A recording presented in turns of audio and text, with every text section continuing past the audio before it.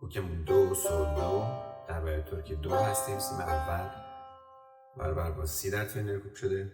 سی کرون داریم. شور لا هست برای ترک دو. لا لا لاس با ریز از لا به سول میریم.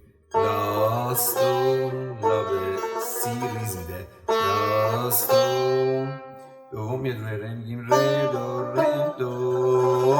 میتونیم ره رو بکنیم ره دو یا یه پژواک ظریف از ره به می بدیم. ره دو دو سی دو. تکرار میشه. بعد از تکرار میگیم ره دو ره دو دو سیل دو یک دو یک میریم بالا. دو میاد رو دو دو سی دو سی سیل ره سی دو سی به دو یک یک میریم پایین.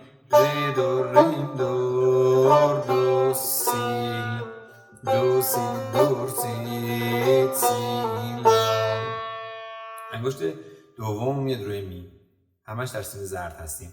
می می می می می فریم. روی می هم پژواک یا چند کاری میتونیم انجام بدیم. می فریم دوم ره ره دو ره دو دو سی دو.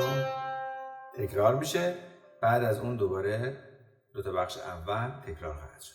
به حریم خلوت خود شویم. به حریم خلوت خود شویم.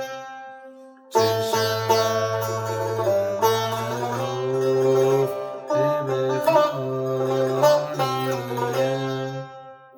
به کنار من بنشینی و جانم به کنار خود بنشانیم.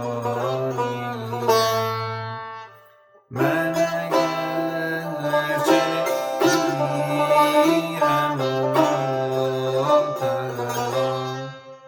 من اگرچه پیرم و ناتوان. تو مرا زنده